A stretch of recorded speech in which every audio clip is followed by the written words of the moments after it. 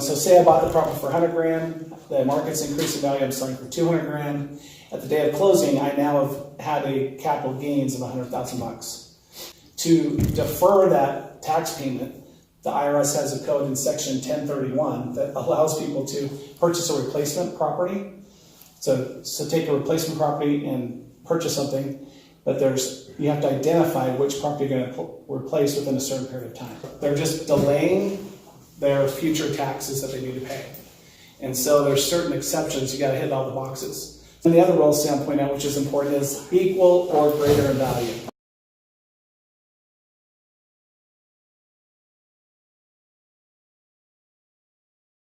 So relinquished property is just, so if you're an owner of property and you're selling, the 1031 code means relinquished property. So there's certain things you got to do with the relinquished property in a certain amount of time. And then replacement property is the other term that you'll often hear in 1031 exchange lingos.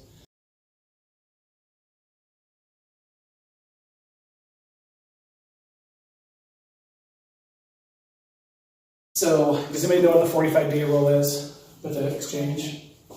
You have to identify. Yeah. So you have to identify. Does that mean notify who? You actually fill out a form and you give it to your accommodator. Okay, so you have to fill out a form and say this is the property. So an accommodator is the 1031 company. And one of the rules is that it is an accommodator. So for instance, if Invictus Title, if Sam brought me a client and I closed that client, did their title work, I can't be an accommodator for that client in the future. And so what a lot of companies do is they'll set up separate companies, separate entities that will handle just their 1031 exchange. Or it could be Invictus Title if they never use us. We could do the accommodation, but then we just can never do the closings in the future. We have to do them another entity. Does that make sense? And that's why we refer them off. Because a lot of people don't do a lot of 1031s. Just for example, if we're setting in a model home and somebody wants to do a 1031, we still write that the funds go to Invictus Title, then you handle it from there. Yes, and what we would do is we would make sure they get with a different company. So often what we refer Provo-Lands one, we also refer to First American. Another one we use is Butler Exchange. If they're out of state. Don't some banks have 1031 Yep. facilitators in their company too? Yeah, but it's a separate division within the bank. So anyway, in that 45 days is they have to, there's 3 different rules to identify property. One is you can only identify 3 properties. So if I own an Edgewater townhome that's in investment property and I'm selling it and I want to go buy a replacement property, I can locate 3 other properties. The second rule that they have for identification is, some people say, well, man, I may need to list more than 3. So there's what's called the 200% rule. So if I'm selling a property for 200 grand, I can list properties up to 400 grand. Okay, so that means that I can list 10 properties if they're each 20,000 bucks. So as long as my total of the properties that I'm listing, their purchase price, is less than 200% of the deal I'm selling, I could list more than 3. And then the third rule is the 95% rule. 95% rule is I can list as many properties as I want, as long as 95% of those properties are what I close on. So that's a really hard rule. Not many people use that one. But so for instance, say if you're going to just go buy $10 million worth of real estate and you're selling a $200,000 deal, the government doesn't care if you list 50 properties, because as long as you close on 95% of them within that 180-day rules, you can list more than those numbers. Does that rule also apply to a TIC, to a tenants in common? It applies to each one of them, yes. All right. So tenant in common doesn't own the property in its entirety, right?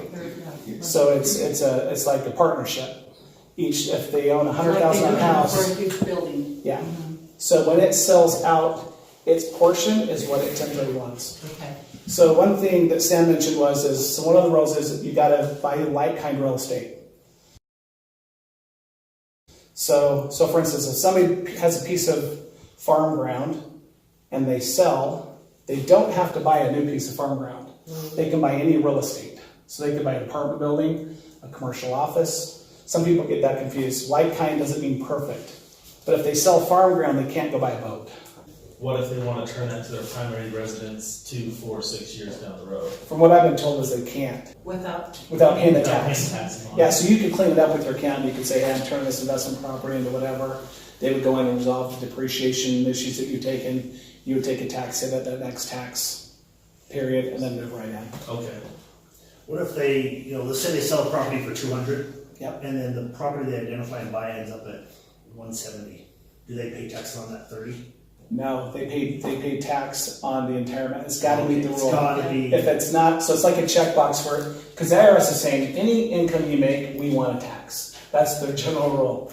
But there's an exception, section 1031. If you do this, this, this, and this, you can get it. So, but there's no like, if you didn't quite get there, just pay less tax. It's all or nothing kind of on that rule. But that's a great question though.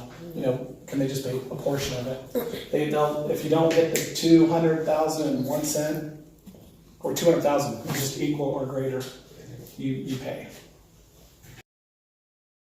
One of the requirements of the 1031 is that the parties need to notify the other parties.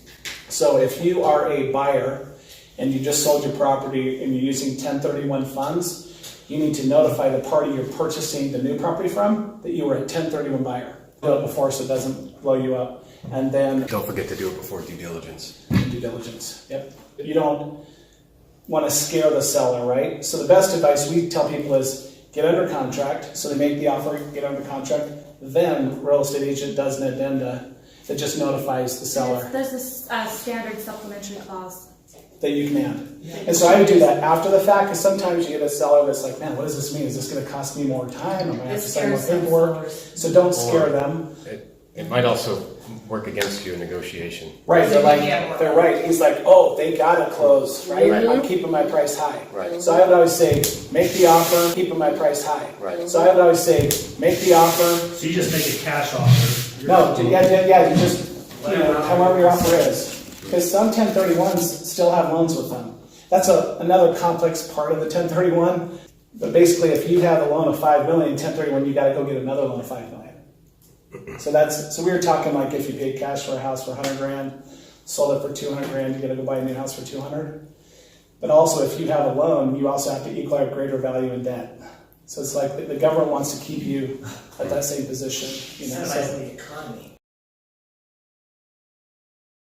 So I know some of you guys do new construction. We've done 6 of these where someone has come in and the timing doesn't work out perfectly. So say they have 60,000 or 80,000 that they want to identify or to exchange.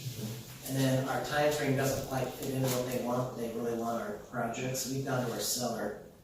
And what we've done is have the exchange talk to the title company, and the 2 of them, if it works out for them, a lot of times they'll say, we need to have an X value at this date. So then the builder would say, okay, at the framing stage, there's this much value. At which point, they went and closed and put the value or the title into their name, so they met the 180-day rule. And then just put a deed back on or a mortgage. Then we do a deed of trust in Deed Utah. trust back to the seller so he gets the remaining funds. So it is possible. It's just a little bit more complicated.